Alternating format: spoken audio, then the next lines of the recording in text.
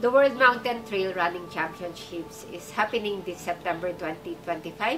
It's going to be in Canfranc, Spain, and the Philippines will be represented by our selected, very talented, and young pool of athletes, male and female.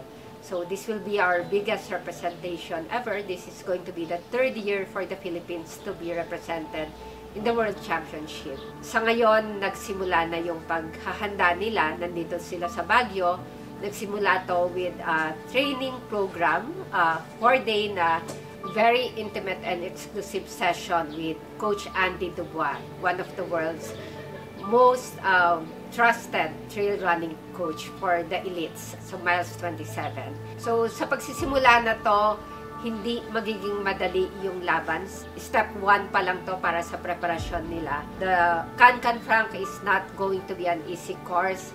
Big climbs, different weather. Nandiyan yung challenge ng altitude, which is something that our athletes are not used to. Pero alam naman natin, tayong Pilipino, laging laban lang. Isa nga sa dahilan kaya itong mga atleta natin, bago pa sila napasali sa team, karamihan sa kanila talagang lumalaban sa buhay. Pinaglaban nila yung tsansa na para makasama sa national team. At andito na sila. Ilang buwan silang magsasakripisyo. Karamihan sa kanila iniwan yung pamilya nila, trabaho nila para paghandaan, para ma-represent ang bansa natin na mabuti. Of course, kasama sa laban na to, tayo, mga Filipino trail runners. Siguro for us, the Philippine trail running community, we have these athletes who are dedicated to represent as well.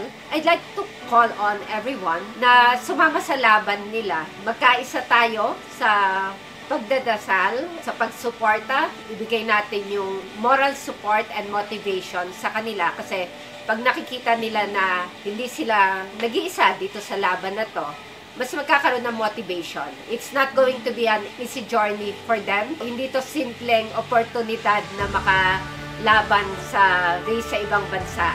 Noong 2023, nakita natin our short and long trail team nasa top 12 and top 19. Currently, the second best performing team in Asia Pacific. No? So, maganda yung pagkakataon.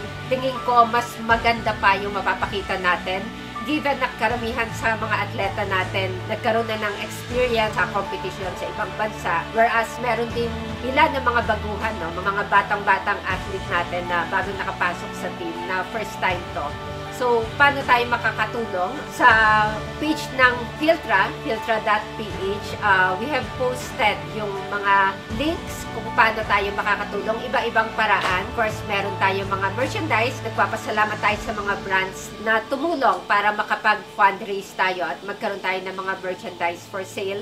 So, pwede natin itong bilhin at isuot proudly. And siguro, kada takbo natin is as good as tumatakbo na din tayo kasama ng mga national team natin. And then, pangalawa, of course, we have also opened a donation link sa website. Any amount will do. It will go a long way to support them. And, of course, siguro, pangatlo, yung nasabi ko nga, let us all unite as one. Join the association, be with Philippine Trail Running Association. This is ours. Tayo to. And sama-sama tayo samahan yung mga atleta natin sa laban na to bilang Filipino trail runners. Sana lahat ng ating mga kaibigan dyan or mga brand ambassador friends or companies, sana mabigyan nyo ng break ang ating trail running team ng Pilipinas na ilaban sa ibang bansa na hopefully ang kanilang pangangailangan ay kagaya ng sapatos, nutrition, trekking poles, pagkain, apparel, tsaka everyday na nga pangangailangan nila at tsaka yan, yung house, which is makaka-help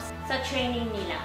As a captain, we are calling all of the trail running community sa Pilipinas na let's support our athlete na lalahok is having World Championships sa Spain. As a captain, nakikita ko yung mga pangangailangan nila like shoes, pagkain. We need your support from the heart to our Philippine Trail Running team. Suportahan sa mga pangangailangan nila.